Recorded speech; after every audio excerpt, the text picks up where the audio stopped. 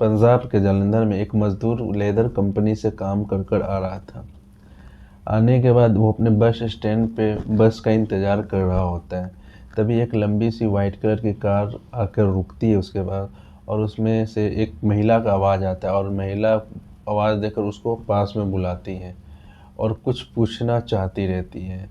तभी उस लड़के को, उस युवक को, जो मज़दूर था, उसके मुंह पे कुछ ऐसा पानी जैसा कुछ फुहारा टाइप का पड़ता है, और वो लड़का को बेहोश हो जाता है लड़का। उस गाड़ी में से 2 लेडीज़ उतरती है और उस लड़के को जैसे तैसे करके गाड़ी में डालकर उसे लेकर चली जाती है।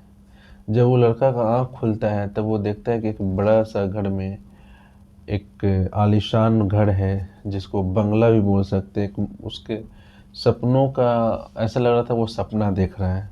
देख रहा है कि हर एक चीज़, हर वो शौक़, हर अरमान की चीज़, हर शौक़ का सामान वहाँ पर रखा हुआ है, और 4 लड़कियाँ थीं। जब वो लड़का देखता है कि वो निवस्त्र है, उसके तन पे कोई भी, उसके शरीर पे कोई भी कपड़े नहीं होते, सिर्फ़ अंडरगारमेंट्स होते हैं, और वो जो 4 लड़कियाँ होती हैं वो भी अंडरगारमेंट्स में होती हैं, कोई अलग कपड़ा नहीं होता है। तो वो देखकर एकदम हैरान हो जाता है, डर जाता है, और वो सोचता है कहीं ये सपना तो नहीं, लेकिन वो हकीकत था। फिर उसमें से एक महिला आती है, एक लेडीज़, और उसको कुछ गोलियां देती है और पानी देती है खुद से, क्योंकि उसके हाथ पैर भी बंधे हुए थे। उस लड़के के हाथ पैर भी बंधे थे, वो खुद से खिलाती है। वो नकर नुकर करता रहता है, तो बोलती है उधर से वो महिलाएं कि चुपचाप खा लो, नहीं तो तुम्हारा अंजाम बहुत बुरा होगा। उसके बाद क्या होता है कि वो खा लेता है, डर डरा के खा लेता है। फिर उसके शरीर में कुछ अजीब सा हलचल होने लगता है। फिर वो जो चारों महिला होती है वो एक टॉस करती है। टॉस करने के बाद और बोलती है कि पहले मैं जाऊंगी, पहले मैं जाऊंगी।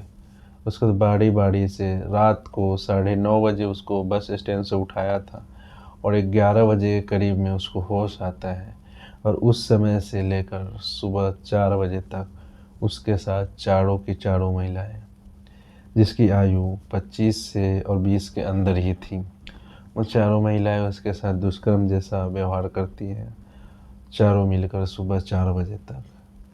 और करने के बाद उस लड़का एकदम परेशान हो जाता है, लेकिन लड़का करे भी तो करे क्या, उसका हाथ और पैर दोनों बंधे थे। उसके बाद उसके साथ कुछ भी गलत नहीं उसके सिवा करते हैं, मार पीट नहीं करती, टॉर्चर नहीं किया जाता है उसको।